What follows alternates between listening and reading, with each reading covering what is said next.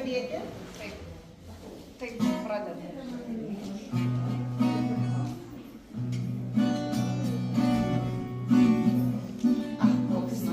Tas vasarvidžio vėjas šoka linksmais tarp medžio šakų, kupeta šieno aukštyn pakilėjęs, tyliai ridena slatybėj laukų.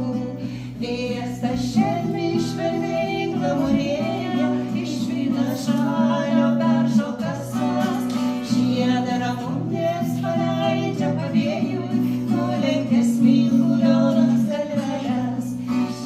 Ramunės paleidžia pavėjui, nulenkia smilgulionas galveles. Palikuok. Vėjos pašokį ir man savo šokį, nerimas skausmą tolydų nuvyks. Ar jei galėčiau, kai tu šitaip šokti, ir vėliau ne